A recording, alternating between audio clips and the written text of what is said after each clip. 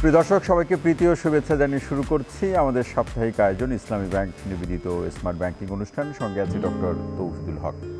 দর্শক, ব্যাংকিং কার্যক্রমের যে প্রসার সেটি আর নির্দিষ্ট কয়েকটি সুবিধা অথবা কার্যক্রমের মধ্যে সীমিত নেই। বৈশ্বিকভাবে যেভাবে ব্যাংকিং কার্যক্রমের যে প্রসার হয়েছে তার সাথে সকল দেশই তার ব্যাংকগুলোকে নতুন রূপে সজ্জিত করেছে। কার্যক্রমের দিক থেকে গ্রাহকদের মধ্যে আগ্রহ বৃদ্ধি করে এই ধরনের কার্যক্রমগুলোর সাথে সম্পৃক্ততার জায়গা নতুন করে তারা ভেবেছে। পাশাপাশি ব্যাংকিং কার্যক্রমের যে আধুনিকীকরণ, অর্থাৎ এর যে ডিজিটালাইজেশন, এর সাথে বৈশ্বিকভাবে যে যোগাযোগের ক্ষেত্র তৈরি করা এবং বৈদেশিক বাণিজ্যের সুযোগ তৈরি করা এবং দেশের অর্থনীতিতে বৈদেশিক বাণিজ্যের যে ভূমিকা, সেই ভূমিকাকে আরও বেশি প্রসারিত করা, এই বিষয়গুলো নিয়ে আমাদের দেশের ব্যাংকগুলোর মধ্যে কিন্তু অনেক দিন থেকেই বা নানাভাবে সেই ভাবনাগুলো তারা ভাবছেন, নানাভাবে সেই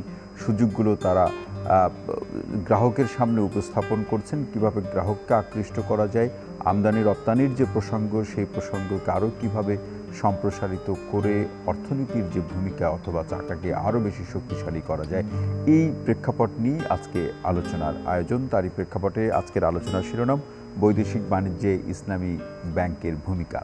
এ বিষয়ে আলোচনা করার জন্য একজন সম্মানিত আলোচককে আমরা আমন্ত্রণ জানিয়েছি, যিনি এই বিষয়ে ব্যাংকিং জগতে পরিচিত মুখ এবং দীর্ঘদিন ধরে বৈদেশিক বাণিজ্যের এই প্রসঙ্গ নিয়ে বা এই ইউনিটে তিনি কাজ করছেন। আসুন আলোচনা শুরু করার আগে তার সাথে আপনাদের পরিচয় করে দিই। আমাদের সঙ্গে আছেন যে এনসিসি ব্যাংকের ইসলামী ব্যাংকিং ডিভিশনের এক্সিকিউটিভ অফিসার শামিরা আহমেদ, সিডিসিএস। আপনাকে অনুষ্ঠানে স্বাগত জানাচ্ছি। শামিরা আহমেদ, শুরুতে আমরা এই আলোচনাটা করতে চাই যে আসলে বৈদেশিক বাণিজ্য বলতে কি বোঝায় অথবা কোন সেবাটাকে আপনারা এর মধ্যে অন্তর্ভুক্ত করেন, সেটি নিয়ে নানা ধরনের আলোচনা পর্যালোচনা আছে। যিনি এই প্রক্রিয়ার সাথে একেবারে নতুন করে যুক্ত হতে চান বা এই বিষয়টি জানতে চান, তার উদ্দেশ্যে কি বলবেন যে আসলে বৈদেশিক বাণিজ্য বলতে সে একজন গ্রাহক কি বুঝবে? বৈদেশিক বাণিজ্য বলতে আমরা বুঝি ক্রস বর্ডার, যেটা বর্ডার ক্রস করে আমাদের মধ্যে বিজনেসটা হয়, ট্রেডটা হয়। ফরেন ট্রেড বিজনেস, যে বিজনেসটা আমাদের ক্রস বর্ডারে হয়। আর আমাদের এই ট্রেডটা শুরু হয়েছে ধরেন আমাদের প্রিয় নবী হযরত মুহাম্মদ সাল্লাল্লাহু আলাইহি সাল্লামের আমল থেকেই শুরু হয়েছে। আমাদের বিবি খাদিজা, উনি ছিলেন প্রথম ওমান এন্টারপ্রেনার। উনি আমাদের প্রিয় নবী হযরত মুহাম্মদ সাল্লাল্লাহু আলাইহি সাল্লামকে প্রথম মুদারিব হিসেবে নিয়োগ দিয়েছেন, তার ব্যবসা কার্য পরিচালনা করার জন্য। তখন থেকেই দেখা যাচ্ছে মক্কা থেকে মদিনায় বা মদিনা থেকে মক্কায় বিভিন্নভাবে তারা গুডস এনে সেল করতেন। তো এই থেকেই মুদারিব যে তাকে নিয়োগ দেওয়া হলো, সেই থেকেই আর কি মুদারাবা ইসলামিক ব্যাংকিংয়ের কনসেপ্টটা শুরু হলো। তো তখনও ইহুদিরা বিভিন্নভাবে, তখন তো আর ব্যাংক ছিল না, ইহুদিরা বিভিন্নভাবে সুদের ব্যবসা করতো।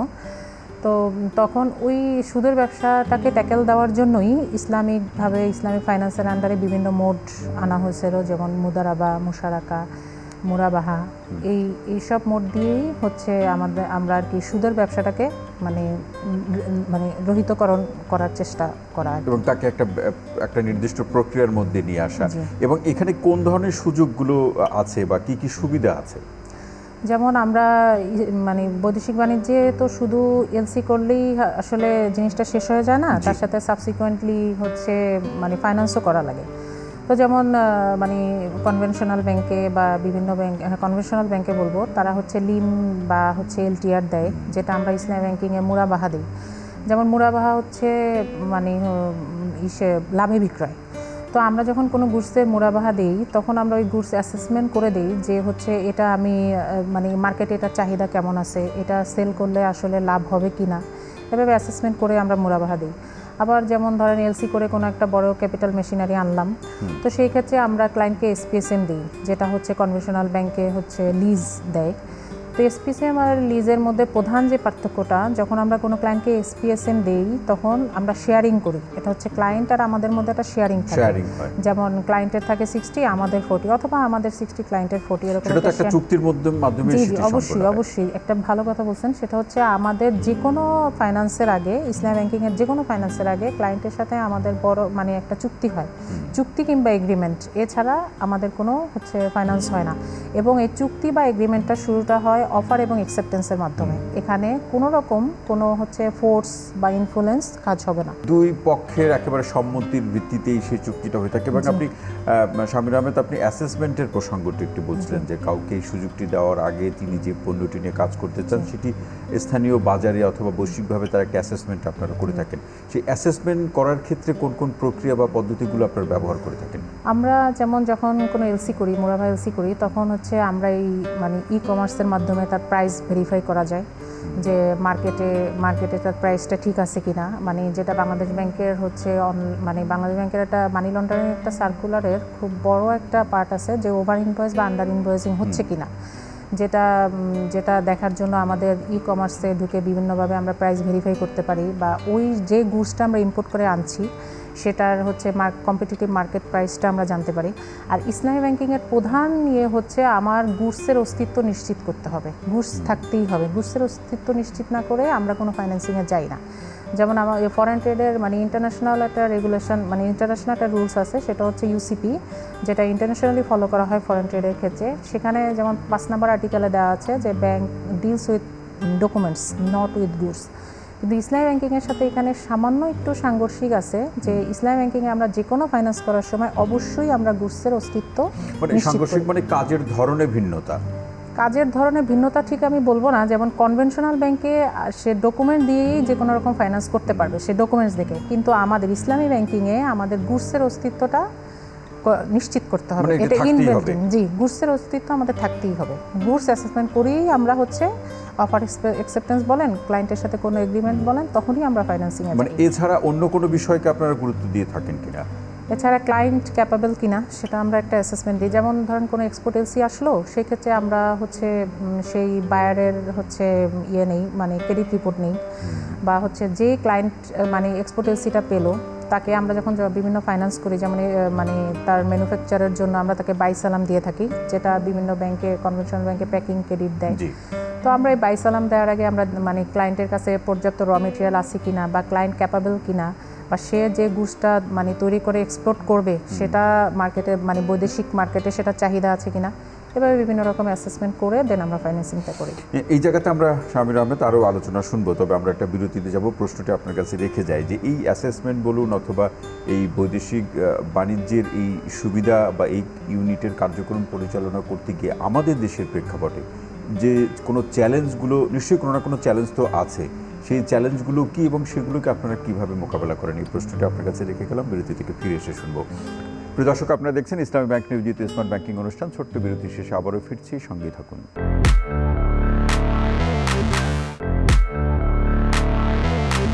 প্রিয় দর্শক, বিরতির পর আরও একবার স্বাগত জানাচ্ছি ইসলামী ব্যাংক নিবেদিত স্মার্ট ব্যাংকিং অনুষ্ঠানে। সঙ্গে আছে ডক্টর তৌহিদুল হক। আজকে যে বিষয়টি নিয়ে আমরা আলোচনা করছি সেটি হচ্ছে বৈদেশিক বাণিজ্যে ইসলামী ব্যাংকের ভূমিকা। সম্মানিত আলোচক হিসাবে আছেন শামির আহমেদ। শামির আহমেদ, যে প্রশ্নটি রেখে যাওয়া আসলে যে এই অ্যাসেসমেন্ট বলুন অথবা একজন ক্লায়েন্ট ডিল করার ক্ষেত্রে আমাদের দেশের বাস্তবতা যে চ্যালেঞ্জগুলো তৈরি হয়, সেগুলোকে আপনারা কীভাবে মোকাবেলা করেন? চ্যালেঞ্জ তো আসলে অনেকই হয়। যেমন ক্লায়েন্ট হাতছাড়া হয়ে যাওয়ার একটা বড় চ্যালেঞ্জ থাকে, কারণ ক্লায়েন্ট চায় সে এলসি নিবে, বা সে এক্সপোর্ট এলসিটা লিয়েন করবে আমাদের সাথে, কিংবা হচ্ছে সে ইম্পোর্ট এলসি করবে। তো যখন আমরা প্রাইস ভেরিফাইতে যাই বা এগুলো অ্যাসেসমেন্ট করতে যাই, তখন ক্লায়েন্টকে ম্যানেজ করা একটু টাফ হয়। কিন্তু তারপরেও আমরা এই অ্যাসেসমেন্ট করেই আমরা ফাইন্যান্সিংটা করি। যেমন বিভিন্ন ক্ষেত্রে আমাদের কাছে এলসি করতে আসে, যেমন কিছু আইটেম আছে যেগুলো আমাদের শরিয়া অ্যালাউ করে না, সেই আইটেমগুলো আমরা এলসি করি না, সেটা আমরা ক্লায়েন্টকে সরাসরি না বলে দিই। সেক্ষেত্রে আমাদের বিজনেসেও একটু হ্যাম্পার হওয়ার চান্স থাকে। কিন্তু তারপরেও আমরা যেহেতু শরিয়া ব্যাংকিং করি, আমরা সব আইটেম এলসি করতে পারি না। অ্যাসেসমেন্ট করতে গিয়ে যদি আমরা নির্দিষ্ট করা আছে যে এই প্রোডাক্টের ক্ষেত্রে আপনারা করবেন। এবং এখানে আরেকটা বিষয় শামির আহমেদ, সেটি হচ্ছে যে এখন যে ডলার পরিস্থিতি, বা ঠিক সংকট শব্দটা বললে অসুবিধা নেই, এই শব্দটি আমরা শুনছি যে ডলার সংকটের পরিস্থিতি, এই ডলার সংকটের এই মুহূর্তে আপনাদের কার্যক্রম পরিচালনা করতে কোনো অসুবিধা হচ্ছে কিনা? না, অ্যাকচুয়ালি একটু তো সমস্যা হচ্ছেই। তারপরও আমরা যে ইম্পোর্ট করতেছি তার আন্ডারে আমাদের তার কাভারের জন্য আমাদের সাবসিকুয়েন্ট হচ্ছে এক্সপোর্ট হচ্ছে, যার কারণে আমাদের খুব একটা সমস্যা হচ্ছে না। এখন ওভারঅল বাংলাদেশের সিনারিও যদি বলেন, তাহলে তো অবশ্যই একটু ডলার সংকট চলছে। তারপরে দেখা যায় আমরা ব্যাক টু ব্যাকের এগেনস্টে আমরা যে এলসিগুলো করি, তার মানে কি হচ্ছে যে এলসি আসছে, এক্সপোর্ট এলসি আসছে, তার এগেনস্টে আমরা ব্যাক টু ব্যাক এলসি করতেছি। তো আমার তো ডলার মানে ফরেন কারেন্সি আমার দেশে আসতেছে, তো আমি যখন ওইটার এগেনস্টে ইম্পোর্ট করি, তো সেক্ষেত্রে ফরেন কারেন্সি আমার সামান্য একটু বেগ পেতে হয়, তবে খুব একটা বেশি নয়। এবং এই জায়গাতে সনাতনী ব্যাংক বা কনভেনশনাল ব্যাংক থেকে গ্রাহকরা ইসলামী ব্যাংককে আমার বৈদেশিক বাণিজ্যের ক্ষেত্রে বা ট্রেডের ক্ষেত্রে বেছে নেবে, এমন কি কারণ আছে যে কারণে, বা এমন কি সুযোগ আছে যে কারণে ইসলামী ব্যাংকেই তারা বেছে নেবে? আচ্ছা, ইসলামী ব্যাংকে বেছে নেওয়ার আসলে অনেক কারণ আছে। প্রথমত ধরেন আমাদের দেশের মানে অধিকাংশ লোকই পায়াস, তারা হচ্ছে মানে ইসলাম শরিয়া মতো চলে, তারা ইসলামী ব্যাংকিং করতে চায়। আর তার চেয়েও বড় এখন এক অ্যামাউন্টের মানুষ আছে যারা হচ্ছে মানে ব্যাংকিং ট্রানজ্যাকশনটা বুঝেন এবং এটা নিয়ে রিড করে, তারা এই ক্যালকুলেশন করে। তারা একই ব্যাংকে একই মানে ক্লায়েন্ট, সে কনভেনশনালও ব্যাংকিং করে, ইসলামিক ব্যাংকিংও করে, তখন উনি ক্যালকুলেশনটা ক্লিয়ারলি বুঝতে পারেন যে ইসলামিক ফাইন্যান্সে তার কী সুবিধা আর কনভেনশনালে তার কী অসুবিধা। তো শুধু পায়াস বলবো না, তারা যারা ক্যালকুলেশন করতে পারেন, বর্তমানে ক্লায়েন্ট ব্যাংকারদের চেয়ে তাদের হিসাব নিকাশ রাখার জন্য মানে তারা পড়াশোনা বেশি করে মানে ব্যাংকিং ফাইন্যান্সের ক্ষেত্রে। তো তখন তারা দেখে যে আসলে ইসলামিক ব্যাংকে ফাইন্যান্সিংটাই আমাদের খুব বেশি লাভবান হয়। মানে এরকম অনেকেই হয়েছে যে আমাদের অনেক ক্লায়েন্ট আছে যারা কনভেনশনাল ব্যাংকিং করতেন এবং তারা নিজেরা এসে পরে আমাদের বলছেন যে আসলে আপা আমরা মানে ওই ব্যাংক থেকে চলে আসতে চাই, পুরো টেক ওভার করতে চাই, কারণ আমরা হিসাব করে দেখছি আপনাদের ফাইন্যান্সেই আমাদের সুবিধাটা বেশি হয়, মানে এখানেই তারা বেশি লাভবান হয়। এবং এখানে কেউ একজন ক্লায়েন্ট আসলে ওরিয়েন্টেশনের তো একটা নিশ্চয়ই প্রশ্ন আছে, তাকে তৈরি করা, তাকে এই অবস্থাগুলো জানানো, সেক্ষেত্রে আপনারা কি কোনো প্রক্রিয়া বা কোনো ধরনের বলা যেতে পারে পদ্ধতি ব্যবহার করেন কিনা, যে বা কোনো ব্রোশিয়ার আছে কিনা, বা এই প্রপোজালটা আপনারা কিভাবে সবাইকে জানান? আমাদের তো এমনি অনেক ব্রোশিয়ার আছে, তারপর তাছাড়া আমাদের যে বিভিন্ন সার্ভিসগুলো আছে, যেমন হচ্ছে অ্যাকাউন্ট ওপেনিং ফর্ম বা হচ্ছে বিভিন্ন আমাদের অ্যাপস, ওয়েবসাইট, আর এখন তো আসলে স্মার্ট ব্যাংকিং হয়ে এখন বিভিন্ন অ্যাপস বা ওয়েবসাইট থেকে ক্লায়েন্ট এখন মানে তার হাতের অ্যান্ড্রয়েড সেটের মাধ্যমেই সব মানে ইনফরমেশন নিয়ে ফেলতে পারে। তো সেজন্য এটা মানে ক্লায়েন্টের জন্য খুব একটা কঠিন কিছু হয় না। তারপরেও আমাদের ব্রোশিয়ার রয়েছে, তবে ম্যাক্সিমাম ক্লায়েন্টই এখন তারা আসলে বিভিন্ন ব্যাংকে ব্যাংকিং করে, তারা ইসলামী ব্যাংকিং সম্পর্কে আল্লাহর রহমতে খুবই ভালো ধারণা। মানে এখানে স্মার্ট ব্যাংকিংয়ের একটা প্রসঙ্গ আপনি উল্লেখ করলেন শামির আহমেদ, সেটা তো আপনার ব্যাংকের অথবা আপনাদের সাথে সম্পৃক্ত কোনো ক্লায়েন্ট সে তো যে কোনো জায়গায় বসেই সেবাটি পেতে পারে, নাকি তাকে ব্রাঞ্চে আসতে হবে বা ব্যাংকে আসতে হবে? না, অবশ্যই আসতে হবে না, সে যে কোনো জায়গায় বসে তার হাতের অ্যান্ড্রয়েড সেট মাধ্যমেই সে আমাদের সেবা পেতে পারবে। যেমন আমি যদি ফরেন ট্রেডে বলি, তাহলে ধরেন এখন বর্তমানে যে ইনওয়ার্ড রেমিটেন্সের ক্ষেত্রে মানে 2023-এর ফেব্রুয়ারিতে বাংলাদেশ ব্যাংকের একটা সার্কুলার হয়েছিল, ফরেন এক্সচেঞ্জ সার্কুলার 1 নাম্বার, সেটাতে বলা আছে যে ফর্ম সিটা এখন যে মানে ক্লায়েন্ট ঘরে বসেই ফিল আপ করে দিতে পারবে তার ইনওয়ার্ড রেমিটেন্সের ক্ষেত্রে, তো তখন তার অ্যাকাউন্টে টাকা চলে যাবে। এবং এই রেমিটেন্সটা মানে আগে যেমন অনেক সময় লাগতো, এখন দিনে দিনেই রেমিটেন্সটা তার অ্যাকাউন্টে দিয়ে দেওয়া সম্ভব। এটাও মানে স্মার্ট ব্যাংকিং বলেন বা ডিজিটালাইজেশনের একটা ভালো ফল। জি, এবং আরেকটি বিষয় যেটি গ্রাহকরা অনেক সময় এটা আলোচনা করে থাকেন বা তারা জানতেও চান, কখনো কখনো অভিযোগ আকারেও আসে, যেভাবেই আপনি দেখেন, যে সেটি হচ্ছে তার যে ইনভেস্টমেন্ট এবং সেখান থেকে যে প্রফিট আসে এবং বাজারের যে অবস্থা, কখনো এর 3 জায়গাতে সমন্বয় করতে হয় ব্যাংকে। এই সমন্বয়ের কাজগুলো আপনারা কিভাবে করেন? সমন্বয় বলতে আসলে মানে ক্লায়েন্ট তো সে আসলে নিজে কখনো লস করেন না, তো মানে রেট যখন বাড়ে, তো ক্লায়েন্ট যখন ওই প্রোডাক্ট বাইরে সেল করে, সে অবশ্যই রেট ওটা ইনক্লুড করেই সেল করে। সেক্ষেত্রে দেখা যায় যে মানে আমাদের মানে গুডসের মানে প্রোডাক্টের সেলিং প্রাইসও বেড়ে যায়। মানে এভাবেই আর কি, আসলে এটা পুরাটাই আসলে গ্রাহকরা যারা হচ্ছে কেনে। মানে নৈতিকতার প্রশ্নটাকে আপনারা কিভাবে নিশ্চিত করেন ব্যাংকের পক্ষ থেকে? মানে একজন ক্লায়েন্টের যে তিনি যে প্রোডাক্ট নিয়ে কাজ করছেন অথবা তিনি যে কারণে আপনাদের কাছে আসেন, সেই জায়গাতে তিনি যাতে এই যে ইসলামী যে বা শরিয়ার যে বিধিনিষেধ অথবা কোড অফ ইথিক্স যেগুলো বা নৈতিকতার যে প্রশ্ন, এর বাইরে গিয়ে তিনি যাতে অন্যায় কোনো কিছু না করেন, সেই ব্যাপারে মনিটরিং করার কি কোনো সুযোগ বা ব্যবস্থা আছে? জি, অবশ্যই আছে। এবং এই ব্যাপারে আমরা যখন কোনো ক্লায়েন্টের সাথে আমরা চুক্তি আবদ্ধ হই, যেটা আমি শুরুতেই বললাম, বা কোনো এগ্রিমেন্টে যাই, তখনই ওই এগ্রিমেন্টে বা চুক্তিতে আমাদের টোটাল টার্মস অ্যান্ড কন্ডিশনগুলো ক্লিয়ারভাবে দেওয়া থাকে যে আপনি যদি আমাদের কাছ থেকে ফাইন্যান্স নিতে চান তাহলে এই টার্মস অ্যান্ড কন্ডিশনে আপনার আসতে হবে, এবং সেটা অফার এবং অ্যাকসেপ্টেন্সের মাধ্যমে ক্লায়েন্ট সেটাতে রাজি হয় এবং সেই মর্মে সে সিগনেচার দেয়। এবং আমাদের প্রতিটা ফাইন্যান্স এবং প্রতিটা ডিলের জন্য আমাদের যে আলাদা এগ্রিমেন্ট বা চুক্তি থাকে সেগুলো প্রত্যেকটা ইন্ডিভিজুয়াল এবং ইন্ডিপেন্ডেন্ট থাকে। তো কোনো চুক্তির জন্য কোনোটা হ্যাম্পার হয় না। তো সেই ক্ষেত্রে এছাড়াও আমরা মৌখিকভাবে ক্লায়েন্টকে বিভিন্নভাবে বলি যে আমাদের মানে ব্যাংকিং সেবা আপনি এটা মানে আপনি এভাবে চলতে হবে, বা সবসময় তার কার্যক্রমকে আপনারা একটা ফলো আপের মধ্যে রাখেন। জি জি, অবশ্যই একটা ফলো আপের মধ্যে রাখেন। আর একটা বিরতিতে যেতে হবে শামির আহমেদ, প্রশ্নটা আমি রেখে যাই, বিরতি থেকে ফিরে এসে শুনবো। সেটা হচ্ছে আপনি এই কার্যক্রমের ডিজিটালাইজেশনের কথা বলছিলেন, সেক্ষেত্রে এই আমার বৈদেশিক বাণিজ্যের যে কার্যক্রমের যে সফলতার যে হার অথবা যে অবস্থায় এখন সেটি আছে, এটি ডিজিটালাইজেশনের কারণে কতটুকু বেড়েছে, বা এই ডিজিটালাইজেশনের পরিধি বা এখানে আরও কিছু করার আছে কিনা, এই প্রশ্নটি আপনার কাছে রেখে গেলাম। বিরতি থেকে ফিরে এসে শুনবো। প্রিয় দর্শক, আপনারা দেখছেন ইসলামী ব্যাংক নিবেদিত স্মার্ট ব্যাংকিং অনুষ্ঠান। আরও একটি বিরতি শেষে ফিরছি, সঙ্গে থাকুন।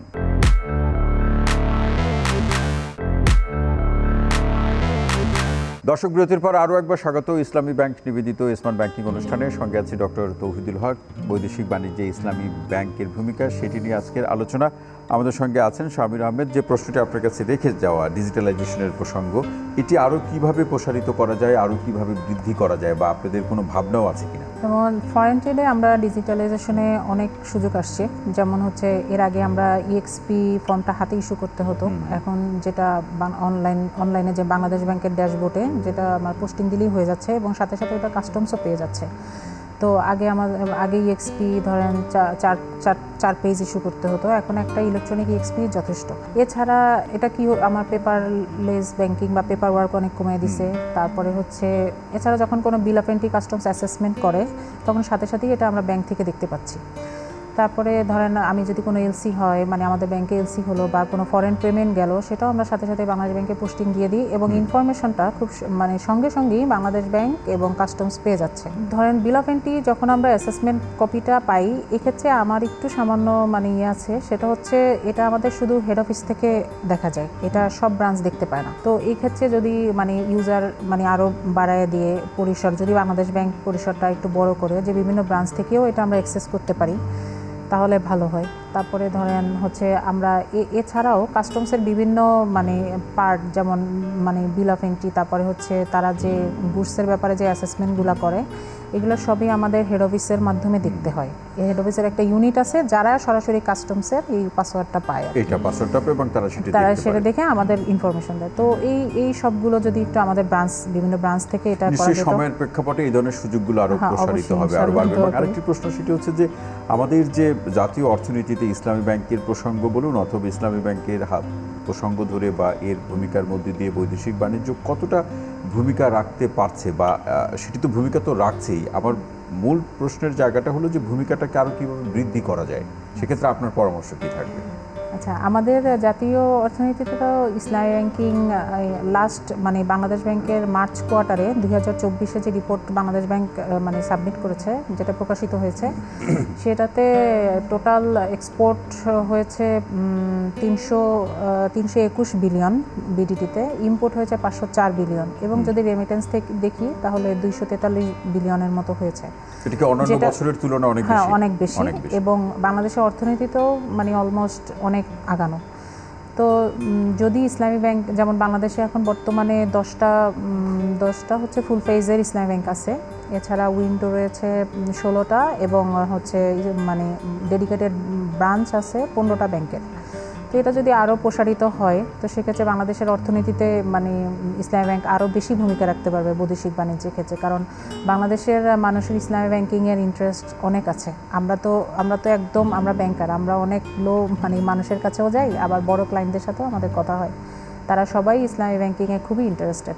সেই জায়গাটা ধরে রাখার প্রসঙ্গে আর নতুন কোনো ভাবনা এই মুহূর্তে আপনারা ভাবছেন কিনা, যে এই ক্লায়েন্ট বা গ্রাহকের আগ্রহটা ধরে রাখা কিংবা সেটাকে আরও বেশি বৃদ্ধি করার? ইসলামী ব্যাংকিং বিষয়টা এরকম যে এটা মার্কেটিংয়ের উপরে খুব বেশি দরকার নেই, কারণ বাংলাদেশের মানুষ এমনি অনেক সচেতন, এবং তাছাড়া আপনি শুধু বাংলাদেশ না, আপনি বিভিন্ন দেশে দেখবেন, লন্ডন আমেরিকা, ইটালি এইসব জায়গায় ইসলামী ব্যাংকিং চালু হচ্ছে, কারণ তারা তো আর পায়াস বলতে পারবো না অ্যাটলিস্ট।